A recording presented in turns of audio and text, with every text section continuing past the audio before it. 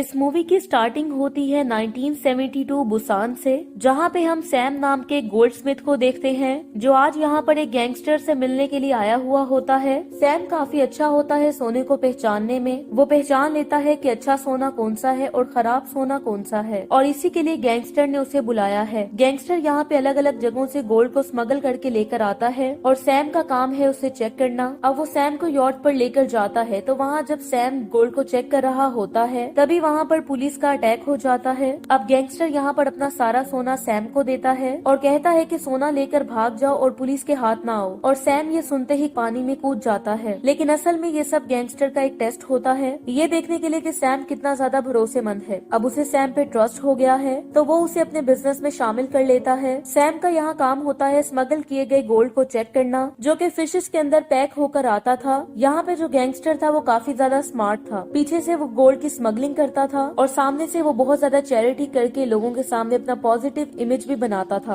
अब ऐसे ही काम के लिए एक दिन सैम को एक यॉट को उधार लेना पड़ता है, और वो जिस आदमी से यॉट को लेता है वो चीफ होता है, और ये यॉट भी नेवी की होती है। नेक्स्ट सीन में हम सैम की फैमिली को देखते हैं, जहाँ उसकी वाइफ होती है, उसके भाई बहन होते हैं और उसके बच्चे होते हैं, और इन सबके साथ वो गरीबों वाली लाइफ जी रहा होता है। उसके पास उतना ज्यादा पैसा नहीं होता जितना उसे चाहिए था। आगे यहाँ पर उसे पता चलता है कि उसकी भाई की किसी से फाइट हो गई है और वो लोग उसके भाई को पीट रहे हैं। वो अपने भाई को बचाने के लिए जाता है कि तभी वहाँ पर एक गुंडा आ जाता है। वो सैम को ऑफर देता है कि अगर तो वो उसका यूरिन पी लेगा तो वो उसके भाई को छोड़ देगा, वरना वो लोग उसके भाई को मार देंगे। सैम उसकी बात को मान लेता है और उसके बाद उसके भाई का एक कान काट दिया जाता है। इतना करके उसे छोड़ देते हैं। अब सैम यहाँ पर अपने भाई को हॉस्पिटल लेकर जाता है, जहाँ उसे एक दूसरा आदमी मिलता है। उसके अपने एक बंदे का ऑपरेशन चल रहा होता है, जिसकी वजह से उसे एक आदमी की जरूरत है। उसे कुछ ड्रग्स की स्मगलिंग करनी है और उन्हें जापान में भेजना है। अब ये काम वो सैम को देता है। सैम इसके लिए मान जाता है और वही नेवी वाली यॉट लेकर निकल जाता है। और जब वो यहाँ जापान में पहुँचता है तो उसे पता चलता है कि यहाँ ड्रग्स का बहुत बड़ा बिजनेस चल रहा है और इसमें काफी ज्यादा प्रॉफिट है, और जिस आदमी को वो पूरा ड्रग देने के लिए जाता है वो उसी से बात करता है। सैम का यही प्लान है कि वो खुद ड्रग बनाएगा और उसे लाकर इन लोगों को देगा। यहाँ पे वो आदमी बताता है कि जिस ड्रग को वो लोग बना रहे हैं वो काफी ज्यादा अच्छी है और बनाने वाला शेफ इसमें मास्टर है, और ये सारी चीजें बुसान में बनती हैं क्योंकि वहाँ की एयर ड्रग्स बनाने के लिए काफी ज्यादा हेल्पफुल है। अब दूसरी तरफ वो गैंगस्टर जिसके लिए सैम काम करता था, उसके यहाँ वही चीफ रेड कर देता है जिसने सैम को यॉट बेचा था। अब गैंगस्टर यहाँ अपने आप को बचाने के लिए सैम को फंसा देता है और कहता है कि जाकर सैम को पकड़ ले और इसे छोड़ दे। वो चीफ इसके लिए मान जाता है और वो यॉट पे पहुँच जाता है। यॉट पर सैम को पकड़ लिया जाता है और उस पर केस चलता है और उसे जेल में भी भेज देते हैं क्योंकि वो ड्रग्स एक्सपोर्ट करके वापस आ रहा था। जेल में उसकी वाइफ उससे मिलने के लिए आती है, जहाँ वो यहाँ से निकलने का प्लान बनाता है। इसी जेल में वो चोई नाम के एक आदमी को भी मिलता है। आगे उसकी वाइफ यहाँ एक ऑफिसर को ब्लैकमेल करती है और उसकी हेल्प से वो यहाँ सैम को नकली में बीमार करती है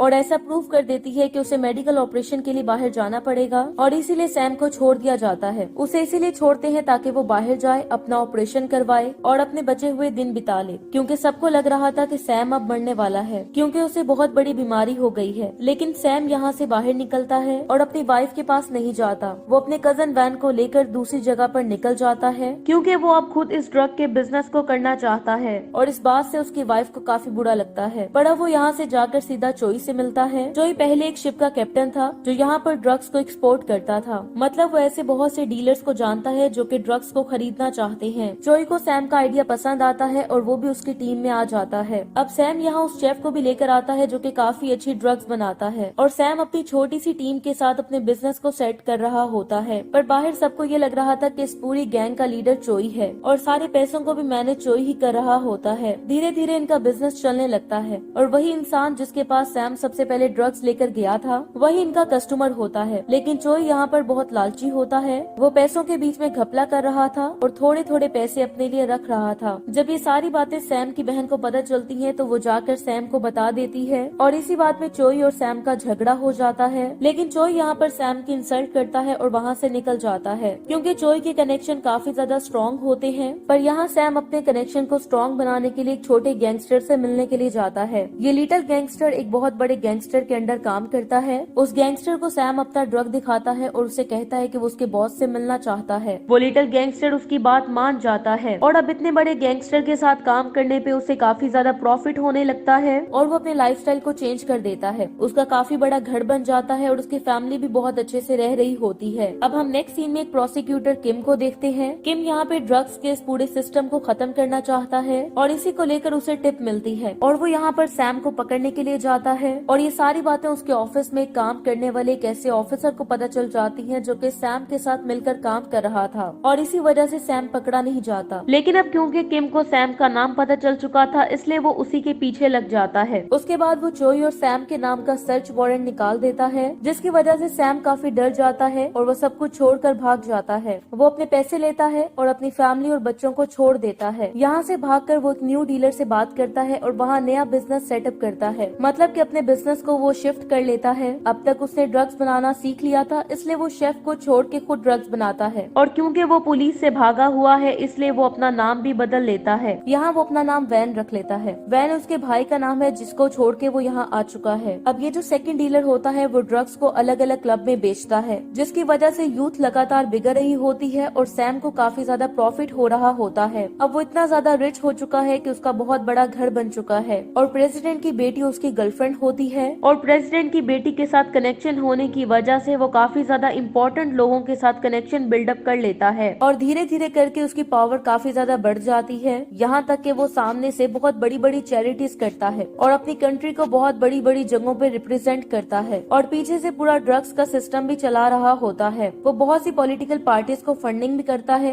और पॉलिटिकली बहुत ज्यादा एक्टिव भी रहने लगता है। लेकिन कुछ अरसे बाद ऐसे ही किसी इवेंट में चीफ उसे देख लेता है। चीफ को पता होता है कि उसका नाम वैन नहीं सैम है और वो यहाँ पर नाम बदल कर रह रहा है और वो बुसान से भागा हुआ है। ये बात बोलकर चीफ उसे काफी ज्यादा ब्लैकमेल करता है और उसे कहता है कि उसे भी बहुत सारे ड्रग्स चाहिए। अब यहाँ सैम अपने गुंडों से बोलकर उसे मरवा देता है और ये चीफ उसके फ्रेंड को भी काफी ज्यादा तंग कर रहा था इसलिए सैम और उसका दोस्त इस चीफ के टुकड़े टुकड़े करके इसे पानी में बहा देते हैं। अब इसी वजह से उस फ्रेंड के साथ सैम की फ्रेंडशिप काफी अच्छी हो जाती है। लेकिन पहली बार एक मर्डर करने के बाद सैम काफी ज्यादा डिस्टर्ब होता है और इसके लिए वो फर्स्ट टाइम अपनी ही ड्रग्स को ले लेता है। उसके बाद उसको अपनी ही ड्रग का नशा लग जाता है और वो ड्रग एडिक्ट बन जाता है और उसकी ड्रग्स का नाम होता है मेड इन कोरिया। दूसरी तरफ हम वैन को देखते हैं जो कि जिंदा तो होता है लेकिन काफी ज्यादा बुरी कंडीशन में होता है। वो लिटिल गैंगस्टर जिसे छोड़ के सैम भाग गया था, वो गैंगस्टर यहाँ पर बदला निकालने के लिए वैन को सैम की ड्रग्स दे रहा होता है जिसकी वजह से वैन काफी हद तक पागल हो चुका है।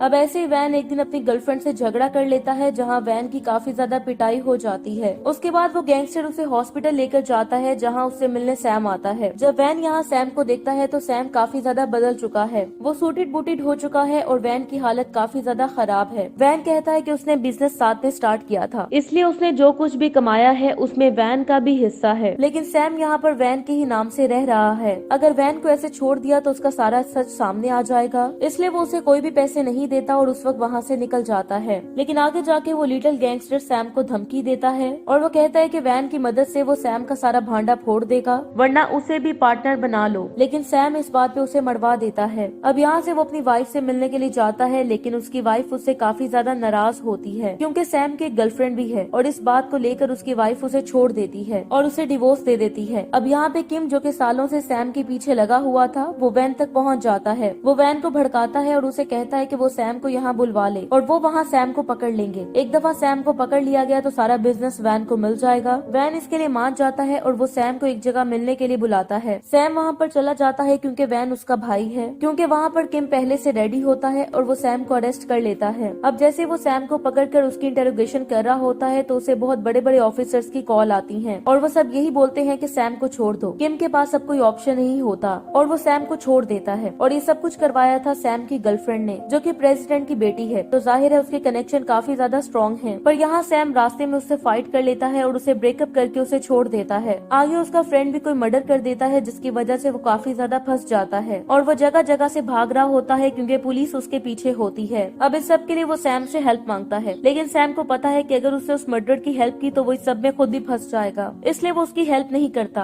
अब किम यहाँ पे जैसे तैसे करके सैम के फ्रेंड तक पहुँच जाता है लेकिन सैम यहाँ अपने फ्रेंड को भी मरवा देता है। अब ये 90s का वो दौर चल रहा होता है जहाँ स्टूडेंट्स बहुत बड़े बड़े दंगे कर रहे होते हैं लेकिन सैम को इन सारी चीजों से कोई फर्क नहीं पड़ता और वो अपनी यॉट पर इंजॉय कर रहा होता है। एक तरीके से ऐसे बहुत से काम कर करके अब वो हार्टलेस बन चुका है। आगे यहाँ प्रेसिडेंट की भी डेथ हो जाती है और सैम को झटका लगता है। अभी तक उसके जितने भी कनेक्शन थे उसमें प्रेसिडेंट बहुत ज्यादा इम्पोर्टेंट था। अब चूंकि क्योंकि प्रेसिडेंट चेंज होगा तो चीजें काफी ज्यादा बदल जाएंगी। तो अब यहाँ पर वो अपने कनेक्शंस को दोबारा से स्ट्रॉन्ग करने की कोशिश करता है, लेकिन ऐसा हो नहीं पाता। वो लोग जो कभी इसकी सपोर्ट में थे वो सब लोग इसके अगेंस्ट हो जाते हैं और वो सब इसको छोड़कर चले जाते हैं। सैम अपने बड़े से घर में अकेला होता है। एक रूम होता है जहाँ पैसे ही पैसे भरे होते हैं, लेकिन उसके पास खर्च करने वाला कोई नहीं होता। अकेले अपने घर में रहते रहते वो अपनी ही ड्रग्स का ओवरडोज कर लेता है, जिनकी वजह से वो काफी ज्यादा पागल हो जाता है। एक दिन वो ड्रग्स के नशे में अपनी वाइफ को कॉल कर लेता है और वो उसे सॉरी बोलता है, लेकिन सॉरी बोलने के फौरन बाद ही वो उसे गालियां देने लगता है क्योंकि वो नशे में है। और इस वक्त उसकी वाइफ के घर किम बैठा हुआ है जो कि यहाँ सैम के फोन को टैप कर रहा होता है। सैम ने अपनी वाइफ को अपनी लोकेशन बता दी होती है ताकि अगर उसकी वाइफ उससे मिलना चाहे तो वो आ सके। अब यहाँ किम आर्मी के साथ वहाँ पहुँच जाता है और सैम को फाइनली अरेस्ट कर लेता है। अब सैम यहाँ पर अपने आप को मारने की कोशिश करता है, लेकिन किम उसे बचा लेता है और उसे हॉस्पिटल लेकर जाता है। यहाँ किम सैम को एक ऑफर देता है कि अगर वो अपने साथ काम करने वाले सब लोगों के बारे में बता दे तो वो सभी लोग पकड़े जाएंगे जिन्होंने इस वक्त उसका साथ छोड़ दिया है। वो अपने अकाउंट की उसे डायरी दे देता है जहाँ पर सबके नाम लिखे होते हैं और किसके साथ उसने क्या डील की इसका सारा रिकॉर्ड होता है। और इसी रिकॉर्ड के साथ एक एक करके वो सभी लोग पकड़े जाने लगते हैं और सैम को भी यहाँ 15 साल की जेल हो जाती है। ये मूवी एक रियल लाइफ गैंगस्टर के ऊपर बेस्ड है जिसे द ड्रग लॉर्ड बोलते थे, जो कि 1992 में कोरिया में था। और इन सारी ड्रग्स की स्मगलिंग जापान में हो रही थी क्योंकि उस वक्त जापान अपनी वार के टाइम लोगों को ड्रग्स देते थे ताकि वो ज्यादा से ज्यादा अच्छा परफॉर्म कर सके और उन्हें नींद ना आए। लेकिन वॉर के बाद जब उनके सोल्जर्स रिटायर होते थे तो वो इतने ज्यादा ड्रग्स एडिक्ट हो चुके होते थे कि उनकी बाकी पूरी लाइफ खराब हो जाती थी और इसी वजह से कुछ वक्त बाद वो ड्रग्स वहाँ पर बैन हो जाती हैं। इसी के साथ ये मूवी एंड हो जाती है।